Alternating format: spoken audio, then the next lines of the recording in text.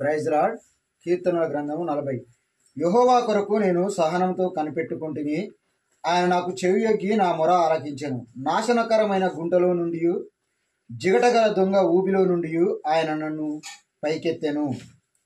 నా పాదములు బండ మీద నిలిపి నా అడుగులు స్థిరపరిచెను. ఆయనకు స్తోత్ర రూపమగు కొత్త గీతమును మన దేవుడు నా నోట నుంచెను. అనేకులు దాన్ని చూచి భయభక్తులు కలిగి యెహోవా యందు నమ్మిక ఉంచెదరు. మరి కీర్తనకాడు అంటున్నాడు, యెహోవా కొరకు నేను సహనంతో కనిపెట్టుకుంటానంటున్నాడు. మనము దేవుని కొరకు సహనంతో కనిపెట్టుకోవాలి.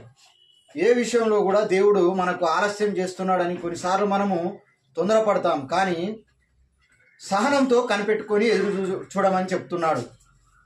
కాబట్టి మనకు ఏదన్నా కావాలన్నప్పుడు యెహోవా కొరకు ఎదురు చూచి వారు నూతన బలమును పొందుదరని కీర్తనకాడు సెలవిస్తున్నాడు. కాబట్టి మనం సహనంతో కనిపెట్టుకోవాలి. ఉదయకాల సమయంలో దేవుడు మనతో మాట్లాడుతున్నటువంటి మాట, ఈరోజు మన అనుదిన మరి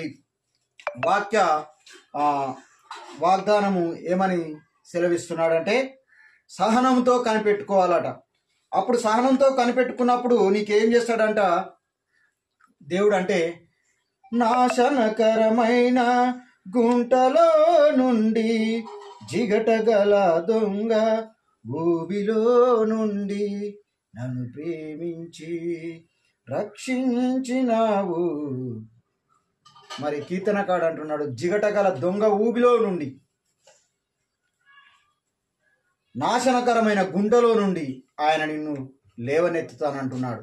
కాబట్టి ఎవరి మీద మనం ఆధారపడి జీవించాలంటే దేవుని పైన ఆధారపడి జీవించినప్పుడు ఆయన మనకు విమోచనను కలగజేస్తానని యేసుక్రీస్తు ప్రభువు సెలవిస్తున్నాడు. కొద్ది వాక్యం దేవుడు దీవించి